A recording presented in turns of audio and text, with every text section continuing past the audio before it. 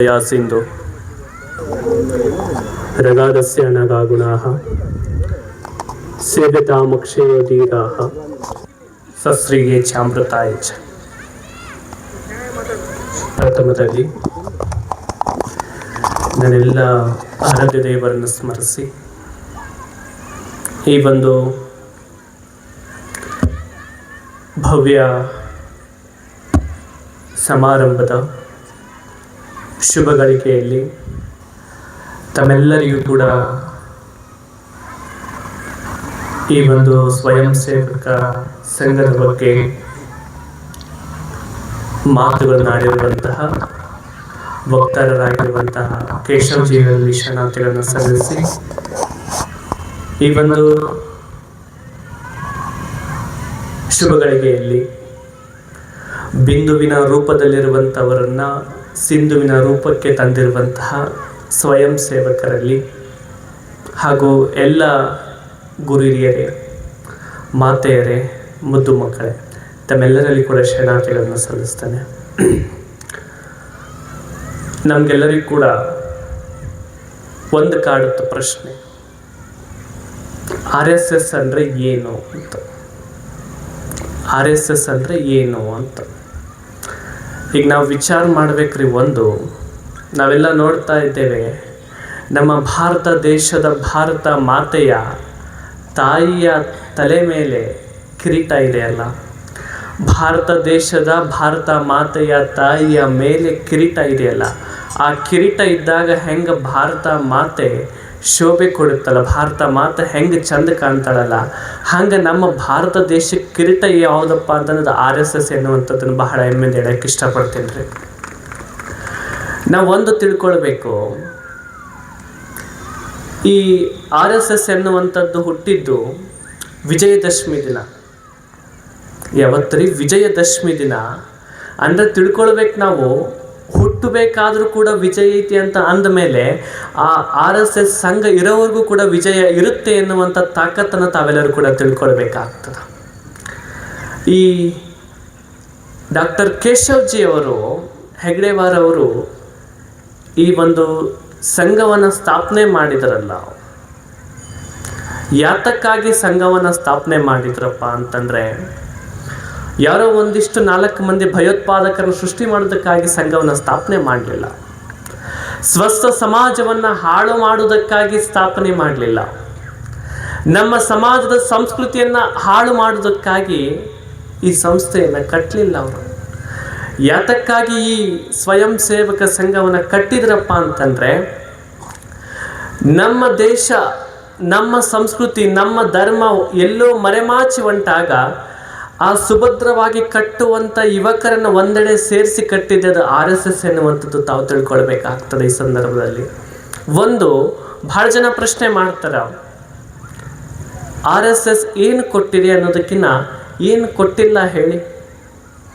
RSS ಏನು ಕೊಟ್ಟಿದೆ ಅನ್ನೋದಕ್ಕಿಂತ ಏನು ಕೊಟ್ಟಿಲ್ಲ ಹೇಳಿ ವಿಚಾರ ಮಾಡ್ರಿ.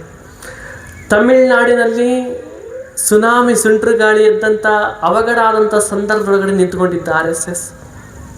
ಹೌದಿಲ್ಲ? ಆಮೇಲೆ ಉತ್ತರ ಕಾಶಿಯಲ್ಲಿ ಭೂಕಂಪ ಆದಂಥ ಸಂದರ್ಭದೊಳಗಡೆ ನಿಂತುಕೊಂಡಿದ್ದ RSS. ಕೊರೋನಾ ಸಂದರ್ಭದಲ್ಲಿ ನಿಂತುಕೊಂಡಿದ್ದ RSS. ನೆರೆ ಹಾವಳಿ ಆದಂಥ ಸಂದರ್ಭದಲ್ಲಿ ಕೂಡ ನಿಂತುಕೊಂಡಿದ್ದ RSS. ನಾನೆಲ್ಲ ಒಂದು ಈ RSS ಬಗ್ಗೆ ತಿಳ್ಕೊಳ್ತಾ ಇದ್ದೆ. ತಿಳ್ಕೊಳ್ಬೇಕಾದಂಥ ಸಂದರ್ಭದೊಳಗಡೆ ಎಲ್ಲವನ್ನು 100 ವರ್ಷದ ಇತಿಹಾಸವನ್ನು ತೆಗೆದು ನೋಡಿದರೂ ಕೂಡ ಈ RSS ಸಂಘದಿಂದ ಒಬ್ಬ ವ್ಯಕ್ತಿನೂ ಕೂಡ ಸಮಾಜವನ್ನು ಘಾತಕರಾಗಿ ಹುಟ್ಟಿಲ್ಲ, ಬದಲಾಗಿ ಸಮಾಜವನ್ನು ಉದ್ಧಾರ ಮಾಡುವಂಥವ್ರು ಹುಟ್ಟಾರೆ ಎನ್ನುವಂಥದ್ದನ್ನು ಹೇಳಕ್ಕೆ ಇಷ್ಟಪಡ್ತೀನಿ ರೀ. ನಾನು ಒಂದು ಮಾತು ಹೇಳಕ್ಕೆ ಇಷ್ಟಪಡ್ತೀನಿ ರೀ. ನಮ್ಮ ಭಾರತೀಯ ಸಂಸ್ಕೃತಿ ಯಾವುದಪ್ಪ ಅಂತಂದರೆ, ನಮ್ಮ ಸಂಸ್ಕೃತಿಯ ತಾಕತ್ತು ಎಂಥದ್ದಪ್ಪ ಅಂತಂದರೆ, ಒಬ್ಬ ಜರ್ಮನ್ ದೇಶದಿಂದ ಮ್ಯಾಕ್ಸ್ ಮುಲ್ಲಾ ಅಂತ ಬರ್ತಾನೆ ರೀ ನಮ್ಮ ದೇಶಕ್ಕೆ. ಜರ್ಮನ್ ದೇಶದಿಂದ ಮ್ಯಾಕ್ಸ್ ಮುಲ್ಲಾ ಎನ್ನುವಂಥದ್ದು ನಮ್ಮ ದೇಶಕ್ಕೆ ಬರ್ತಾನ. ನಮ್ಮ ದೇಶಕ್ಕೆ ಬಂದಂಥ ಸಂದರ್ಭದೊಳಗಡೆ ಅವನೇನು ಮಾಡ್ತಾನೆ ರೀ, ನಮ್ಮ ದೇಶದ ಸಂಸ್ಕೃತಿಯನ್ನು, ನಮ್ಮ ದೇಶದ ಆಚಾರ ವಿಚಾರಗಳನ್ನು ಅಧ್ಯಯನ ಮಾಡ್ಕೊತ ಹೋಗ್ತಾನೆ. ಅಧ್ಯಯನ ಮಾಡ್ಕೊತ ಹೋಗ್ಬೇಕಾದಂಥ ಸಂದರ್ಭದೊಳಗಡೆ ಒಂದು 10 ವರ್ಷ ನಮ್ಮ ದೇಶದಲ್ಲಿ ಉಳಿತಾನ್ರಿ ಅವನು. ಉಳಿದು ನಮ್ಮ ಮೂಲ ಭಾಷೆ ಆಗಿರ್ತಕ್ಕಂಥ ಸಂಸ್ಕೃತ ಭಾಷೆಯನ್ನು ಕೂಡ ಅವನು ಕಲ್ಕೊತಾನೆ. ಕಲಿತ ಮೇಲೆ ದೇಶದ ಎಲ್ಲ ಆಚಾರ ವಿಚಾರವನ್ನು ಸಂಸ್ಕೃತಿಯನ್ನು ಎಲ್ಲವನ್ನು ತಿಳ್ಕೊಂಡ ಮೇಲೆ ಮರಳಿ ತನ್ನ ಜರ್ಮನ್ ದೇಶಕ್ಕೆ ಹೋಗ್ತಾ ಇರ್ತಾನೆ. ಹೋಗ್ಬೇಕಾದಂಥ ಸಂದರ್ಭದೊಳಗಡೆ ವಿಮಾನಕ್ಕೆ ಹೋಗಬೇಕಾದಂಥ ಸಂದರ್ಭದೊಳಗಡೆ ಏರ್ಪೋರ್ಟಿಗೆ ಹೋಗ್ಬೇಕಾದ್ರೆ ಅವನ ಹೆಸರು ಲೀಸ್ಟ್ ಎಲ್ಲ ಕೇಳ್ತಾರೆ. ಕೇಳಬೇಕಾದಂಥ ಸಂದರ್ಭದೊಳಗಡೆ ಅವನ ಲೀಸ್ಟಲ್ಲಿ ಅವನ ಹೆಸರು ಬರೆದಿರ್ತಾರೆ. ಏನಂತಂದ್ರೆ ಮ್ಯಾಕ್ಸ್ ಮುಲ್ಲಾ ಅಂತ ಬರೆದಿರ್ತಾರೆ. ಅದನ್ನು ನೋಡಿ ಅವನು ಆ ಹೆಸರಿನ ಮೇಲೆ ಗೆರೆ ಎಳೆದು ಬರಿತಾನೆ, ನಾ ಇನ್ಮೇಗಿಂದ ಮೋಕ್ಷ ಮೂಲ ಅಂತೇಳಿ ಮ್ಯಾಕ್ಸ್ ಮುಲ್ಲಾ ಆಗಿರ್ತಕ್ಕಂಥ ಜರ್ಮನ್ ದೇಶದ ಒಬ್ಬ ಜ್ಞಾನಿ ನಮ್ಮ ದೇಶಕ್ಕೆ ಕೇವಲ 10 ವರ್ಷ ಇದ್ದಿದ್ದಕ್ಕೆ ಮೋಕ್ಷ ಮೂಲಾಗಿ ಬದಲಾಗ್ತಾನೆ ಅಂತಂದರೆ ನಮ್ಮ ಭಾರತ ದೇಶದ ಸಂಸ್ಕೃತಿಯ ತಾಕತ್ತೆ ಅಂತದ್ದು ನಾವು ಗಮನಿಸ್ಬೇಕಲ್ಲ. ನಾವು ಹೆಂಗೆ ಆಗಕತ್ತೀವಿ ಅಂತಂದರೆ ಇಲ್ಲಿರ್ತಕ್ಕಂಥ ಫಕೀರಪ್ಪ ಹೋಗಿ ಇನ್ನೊಂದು ದೇಶ ಹೋಗಿ ಪೀಟರ್ ಆಗಿ ಬರಕತ್ತನ್ರಿ. ನಾವು ಪಾಶ್ಚಿಮಾತ್ಯ ಸಂಸ್ಕೃತಿಗೆ ನಾವು ಹೋಗ್ತಾ ಇದ್ದೀವಿ ಅಲ್ಲ, ಹೌದಿಲ್ಲ? ಅವರು ನಮ್ಮ ಸಂಸ್ಕೃತಿಯನ್ನು ಗೌರವಿಸುವುದಕ್ಕಾಗಿ ನಮ್ಮ ಸಂಸ್ಕೃತಿಯನ್ನು ಮೆಚ್ತಾ ಇದ್ದಾರೆ, ಆದರೆ ನಾವು ಪಾಶ್ಚಿಮಾತ್ಯ ಸಂಸ್ಕೃತಿಯನ್ನು ಮೆಚ್ತಾ ಇದ್ದೀವಲ್ಲ, ಇದು ಆಗಬಾರ್ದಲ್ಲ. ಒಮ್ಮೆ ನೋಡ್ರಿ, ಏಷ್ಯಾ ಖಂಡ ಎನ್ನುವಂಥದ್ದು ಭಾರತ ದೇಶ ಎನ್ನುವಂಥದ್ದಲ್ಲಿ ಕರ್ನಾಟಕ ಎನ್ನುವಂತಹ ರಾಜ್ಯದಲ್ಲಿ ಕೊಪ್ಪಳ ಜಿಲ್ಲೆ ಎನ್ನುವಂತಹ ಜಿಲ್ಲೆಯಲ್ಲಿ ಕುಷ್ಟಗಿ ತಾಲೂಕಿನಲ್ಲಿ ಒಂದು ಹೂವು ಅರಳಿ ನಿಂತಿತ್ತಂತೆ. ಒಂದು ಗಿಡದಲ್ಲಿ ಒಂದು ಗುಲಾಬಿ ಹೂವು ಹರಳಿ ನಿಂತಿತ್ತಂತ.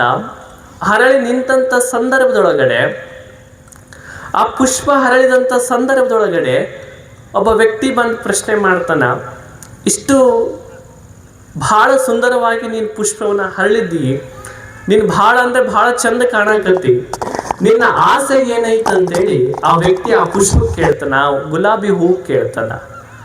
ಗುಲಾಬಿ ಹೂವನ್ನತ್ತಿ, ನನಗೆ ಆಸೆ ಅನ್ನುವಂಥದ್ದು ಏನಿಲ್ಲ, ನನಗೆ ಸಾರ್ಥಕತೆ ಆದರೆ ಸಾಕು. ಆಯಿತು, ಆಸೆ ಅನ್ನುವಂಥದ್ದು ಏನಿಲ್ಲ ಅಂತಂದ್ರೆ ನೀನೇನು ಇಂಜಿನಿಯರ್ ಕೊಳ್ಳಾಗ ಹೋಗ್ಬೇಕಂತ ಮಾಡಿ ಏನು ಇಲ್ಲ ಅನ್ನುತ್ತದೆ ಹೂವು. ಮತ್ತು ಈ ದೇಶದ ಕೆಲವೊಂದು ರಾಜಕಾರಣಿಗಳ ಕೊಳ್ಳಲ್ಲಿ ಹೋಗ್ಬೇಕಂತ ಮಾಡಿ ಏನು ಇಲ್ಲ.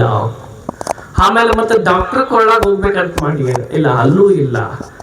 ಮತ್ತು ಯಾವುದಾದ್ರೂ ವಕೀಲರು ಪೊಲೀಸರು ಕೊಳ್ಳ ಮ್ಯಾಗ ಏನಾರು ಹೋಗ್ಬೇಕಂತ ಮಾಡಿ ಅಲ್ಲೂ ಇಲ್ಲ. ಮತ್ತು ನೀ ಎಲ್ಲಿ ಯಾರ ಕೊಳ್ಳ ಮೇಲೆ ಹೋಗ್ಬೇಕಂತ ಮಾಡಿ ಅಂದ ತಕ್ಷಣ ಆ ಗುಲಾಬಿ ಹೂ ಅನ್ನತ್ತೆ, ನೋಡ್ರಿ ನನಗೆ ಡಾಕ್ಟರ್ ಕೊಳ್ಳಾಗ, ಇಂಜಿನಿಯರ್ ಕೊಳ್ಳಾಗ, ಪೊಲೀಸ್ ವಕೀಲರ ಕೊಳ್ಳಾಗ ಹೋದ್ರೆ ನನಗೆ ಸಾರ್ಥಕ ಆಗತ್ತಾ ಇಲ್ಲ ಗೊತ್ತಿಲ್ಲ, ಆದರೆ ರಾಷ್ಟ್ರೀಯ ಸ್ವಯಂ ಸೇವಕರ ಎಲ್ಲ ಯುವಕರ ಎದೆಯ ಮೇಲೆ ಹಾರವಾದಾಗ ಮಾತ್ರ ನನ್ನ ಬದುಕು ಸಾರ್ಥಕ ಆಗತ್ತಾ ಅಂತ ಆ ಹೂ ಹೇಳುತ್ತಂತ್ರಿ. ನಾನು ಯಾಕೆ ಈ ಮಾತು ಹೇಳಿದ್ನಂತಂದ್ರೆ, ಈ RSS ನಮ್ಮ ದೇಶಕ್ಕೆ ಕೊಟ್ಟಿದ್ದು ಶಿಸ್ತು ಮತ್ತು ಸಂಸ್ಕಾರ ಕೊಟ್ಟಿದ್ದೆ ಕಣ್ರಿ. ಹೌದು, ನಾನು ಒಮ್ಮೆ ಒಬ್ಬ ಭಕ್ತರ ಮನೆಗೆ ಹೋಗಿದ್ದೆ. ನನಗೆ ಆದಂಥ ಘಟನೆ ನಾನು ಹೇಳ್ತಿದ್ದೇನೆ. ಒಮ್ಮೆ ಒಬ್ಬರು ಭಕ್ತರ ಮನೆಗೆ ಹೋದಂಥ ಸಂದರ್ಭದೊಳಗಡೆ ಆ ಪಾದ ಪೂಜೆಗೆ ಅಂತ ನಾನು ಭಕ್ತರ ಮನೆಗೆ ಹೋಗಿದ್ದೆ. ಹೋದಾಗ ಪಾದ ಪೂಜೆಗೆ ಅಂದ ತಕ್ಷಣ ನಾನು ಮನೆಗೆ ಹೋದೆ. ನನ್ನಿಂದ ಒಂದು 2 ಹುಡುಗರು ನನ್ನ ಜೊತೆಗೆ ನಮ್ಮ ಸೇವಕರು ಬಂದಿದ್ದರು. ಬಂದಂಥ ಸಂದರ್ಭದೊಳಗಡೆ ಅಲ್ಲಿ ಒಂದು 7 ವರ್ಷದ ಒಂದು ಬಾಲಕ ಇದ್ದಾರೆ. ಆ 7 ವರ್ಷದ ಬಾಲಕ ಇದ್ದಂಥ ಸಂದರ್ಭದೊಳಗಡೆ ಆ ಬಾಲಕ ಏನು ಮಾಡ್ತಾನೆ, ಅವನ ಓದುವಂಥ ಕೊಠಡಿಯನ್ನು ವೀಕ್ಷಣೆ ಮಾಡಿದೆ. ಅವನು ಎಲ್ಲವನ್ನು ತನ್ನ ಪುಸ್ತಕವನ್ನು ಭಾಳ ಶಿಸ್ತಿಂದ ಜೋಡಿಸಿರ್ತಾನೆ, ತನ್ನ ಬಟ್ಟೆಯನ್ನು ಶಿಸ್ತಿಂದ ಇಟ್ಟಿರ್ತಾನೆ. ಅವೆಲ್ಲವನ್ನು ನೋಡಿದೆ. ನಂತರದೊಳಗಡೆ ನನ್ನ ಮನಸ್ಸಿಗೆ ಘಾಸಿ ಆಗಿದ್ದು ಅಂತ ನೋಡಿದೆ. ಏನು ನೋಡಿದ್ನಂತಂದರೆ, ಈ ನಮ್ಮ ಜೊತೆಗೆ ಒಂದು 2 ಜನ ಸೇವಕರು ಬಂದಿದ್ರಲ್ಲ, ಇವರು ಬಂದಂಥ ಸಂದರ್ಭದೊಳಗಡೆ ತಾವು ತೊಟ್ಟಂಥ ಪಾದರಕ್ಷೆಯನ್ನು ಆ ಕಡೆ ಈ ಕಡೆ ಬಿಟ್ಟು ಬಂದಿದ್ದರು. ಆ ಬಿಟ್ಟು ಬಂದಂಥ ಪಾದರಕ್ಷೆಯನ್ನು 7 ವರ್ಷದ ಬಾಲಕ ಹೋಗಿ ಆ ಪಾದರಕ್ಷೆಯನ್ನು ನೀಟಾಗಿ ಶಿಸ್ತಿನಿಂದ ಅಲ್ಲಿ ವಾಪಸ್ ಬಿಟ್ಟು ನನ್ನ ಹತ್ರ ಬಂದ. ನನಗೆ ಆಶ್ಚರ್ಯ ಆಯಿತು. ಆಶ್ಚರ್ಯ ಆಗಿ ಆ ಪುಟ್ಟ ಬಾಲಕನ ಕರೆದು ಕೇಳಿದೆ, ಅಲ್ಲಪ್ಪ ನೀನು ಎಲ್ಲಿ ಕಲಿತಿ? ಹಿಂಗಿಂಗ್ರಿ ಇಂಥ ಸ್ಕೂಲಿಗೆ ಹೊಂಟೀನಿ, ಭಾಳ ಖುಷಿ ಆಯ್ತಪ್ಪ. ನಿನಗೆ ಸಂಸ್ಕಾರ ಇಷ್ಟು ಶಿಸ್ತೈತಲ್ಲ, ಯಾರು ಕಲಿಸ್ಯಾರ?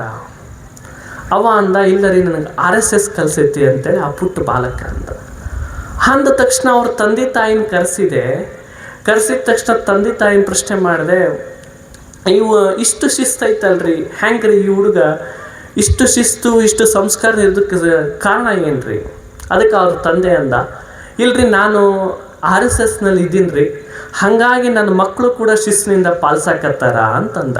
ಅಂದರೆ ನಾವು ವಿಚಾರ ಮಾಡ್ಬೇಕ್ರಿ, ಮನೆಯಲ್ಲಿರ್ತಕ್ಕಂಥ ಒಬ್ಬ ಸದಸ್ಯ RSSಗೆ ಹೋದರೆ ಇಡೀ ಮನೆಯಲ್ಲಿರ್ತಕ್ಕಂಥ ಸದಸ್ಯ ಆಗಿರ್ಬೋದು, ಪ್ರತಿಯೊಂದು ಮನೆಯೂ ಕೂಡ RSSನಾಗೆ ಶಿಸ್ತು ಮತ್ತು ಸಂಸ್ಕಾರದ ಇರೋದಕ್ಕೆ ಸಾಧ್ಯ ಆಗ್ತದೆ ಎನ್ನುವಂಥದ್ದು ಹೇಳಕ್ಕೆ ಇಷ್ಟಪಡ್ತೇನೆ ರೀ.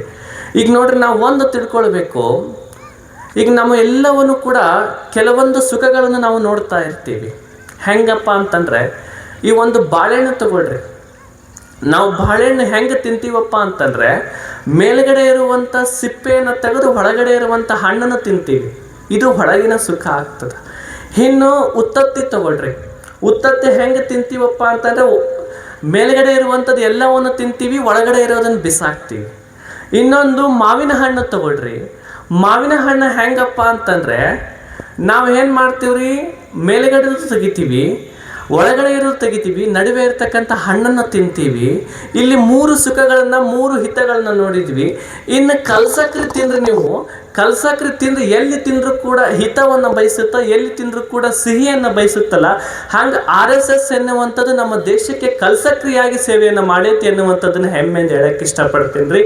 ಒಂದು ತಿಳ್ಕೊಳ್ರಿ, ನಾನು ಭಾಳ ಮಾತಾಡೋಕೆ ಹೋಗಂಗಿಲ್ಲ, ಯಾಕಪ್ಪ ಅಂತಂದರೆ ಎಲ್ಲ ಮಾಹಿತಿ ಕೊಟ್ಟಿದ್ದಾರೆ. ಈಗ ನಮ್ಗೆ ಒಂದು ಭಾಷೆಯಲ್ಲಿ ತಿಳ್ಕೊಳ್ಬೇಕಪ್ಪ ಅಂತಂದರೆ, ಈಗ ನಾವು ನಮ್ಮ ಮನೆ ಒಳಗಡೆ ಒಂದು ಸಣ್ಣ ಪಾಪು ಇರುತ್ತೆ, ಒಂದು ಸಣ್ಣ ಬೇಬಿ ಇರುತ್ತೆ.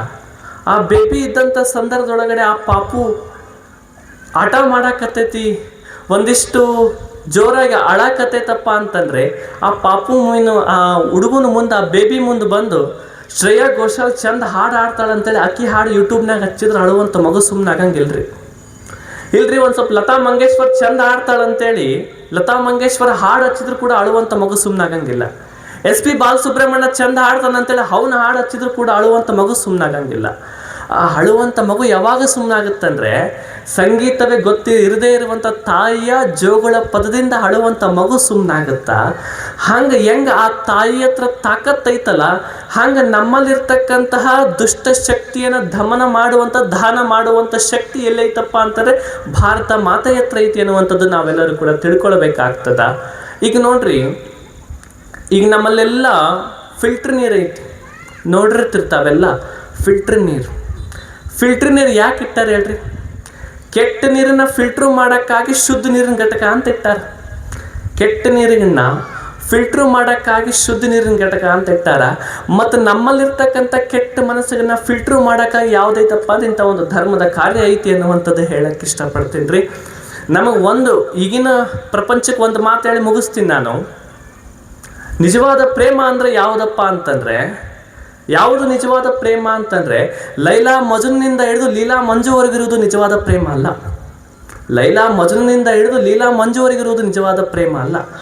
ಯಾವುದು ನಿಜವಾದ ಪ್ರೇಮ ಅಂತಂದರೆ, ಹೆಂಗೆ ನಮ್ಮ ಧರ್ಮದ ಕಾರ್ಯ ಶತಾಬ್ದಿ ಆಗಿರ್ತಕ್ಕಂಥ RSS ಶತಮಾನೋತ್ಸವ ನಾವು ಮಾಡಾಕತ್ತೀವಂತೇಳಿ ಇಲ್ಲಿರ್ತಕ್ಕಂಥ ಎಲ್ಲ ಕುಷ್ಟಗಿಯ ಯುವಜನತೆ ಪ್ರತಿಯೊಂದು ಮನೆಗೆ ಹೋಗಿ, ಅಂಗಡಿಗೆ ಹೋಗಿ ಕೂಡ ಎಲ್ಲವನ್ನ ಸಮಾಜವನ್ನ ದೇಶವನ್ನ ಕಟ್ಟುವಂಥ ಕಾರ್ಯ ಮಾಡಾಕತ್ತಾರಲ್ಲ, ಇದು ನಿಜವಾದ ಪ್ರೇಮ ಅಂತ ಹೇಳಕ್ಕೆ ಇಷ್ಟಪಡ್ತೀನಿ ರೀ.